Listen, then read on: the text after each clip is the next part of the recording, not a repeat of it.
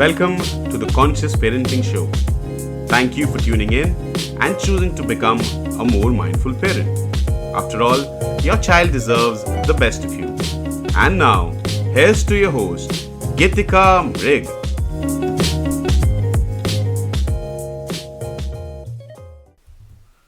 Hi everyone, welcome to the show.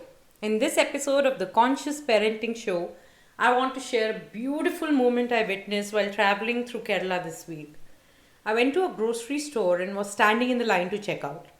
The person in front of me was accompanied by his 4-year-old daughter who started insisting she wanted 4 chocolates instead of 2.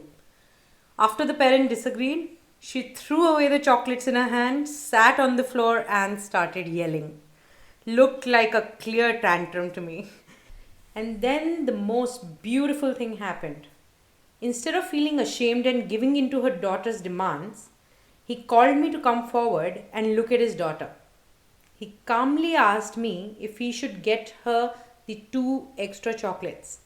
The daughter was shocked with the lack of embarrassment in her father's eyes and started staring at me. And in that very moment, I realized the father took all the power out of that tantrum. I, of course, politely said no and moved back into my place. The girl stopped yelling and now was in tears. She got up and stood next to her father's leg. And then he did the sweetest thing. He picked her up in his arms and checked out with his groceries. It was such a beautiful demonstration of conscious parenting that I was in awe with that parent. Felt like my next episode just wrote itself. If you notice 2 things. 1, he prevented his daughter from believing that throwing a tantrum in life can get her anything she wants. And 2, he also demonstrated to his daughter by the power of his action and not words that it is not important to give in to all external pressures or directions we receive in our life. So thinking about this incident today, I remembered this talk by Dr. Wayne Dyer on how we need to raise children that are internally oriented, to have a discipline that they define boundaries to themselves. Parents can't be there with their children always, right? So they need to have an inner direction. Internally directed children or a person is the one who looks within themselves for the signals. They seek help of their own morality within them to take any decision instead of doing what everyone does. These are the people who take charge and own up to their actions because they have their reasons to each action. Now let's see what the reverse of an internally directed child is. An externally directed one. Their motive is to please everyone, only to do what has been told, seeking constant approval, looking for the merit badge, pretty much how I have lived my life till a few years back. We discussed it in the last episode. Do give it a listen if you already haven't. So when these externally directed children grow up, they always need external motivations to their actions. Unaware of their own desires, they constantly place others as their object of happiness. And even worse, the object of their unhappiness. You didn't call me and that's why I'm upset today. She didn't love me enough, so I'm clearly not good enough for anyone. And so on. Dr. Wayne Dyer says that when he read Socrates and Plato, great philosophers, he always observed that they talked about how all successful people were inner directed. They look within for answers rather than without, find ways to grow, solve problems, and also find happiness within themselves. Okay, that sounds interesting, you might say. But how do we bring our children to become internally directed beings? Good question. We all have our methods to discipline our children, right?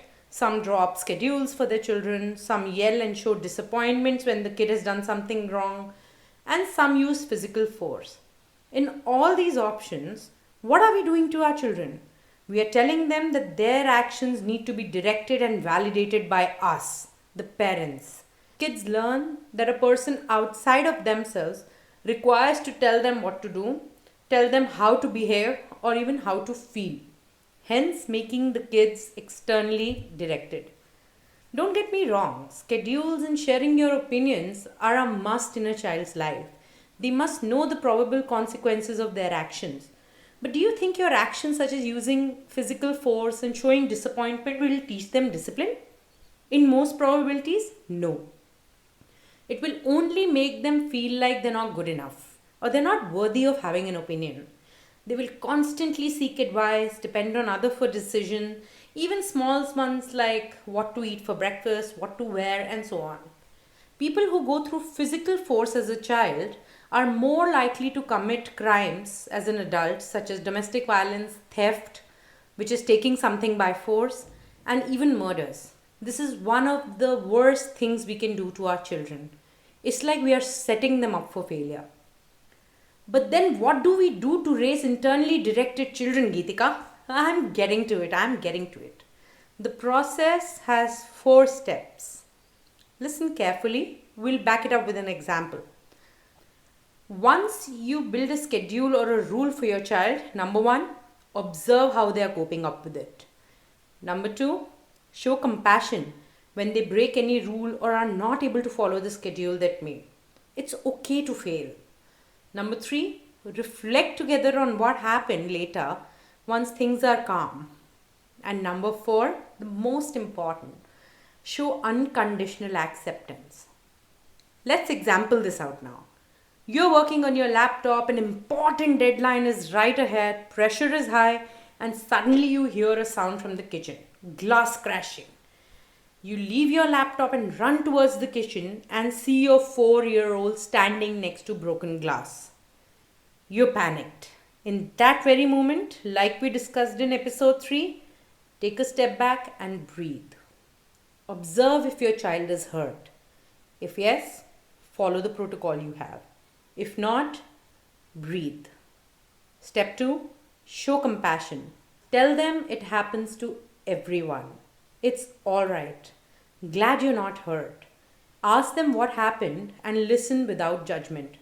Right now, that would not be a time to show your anger and say things like, I told you not to go to the kitchen alone. What if you would have gotten hurt and the whole utensil rack would have fallen on you?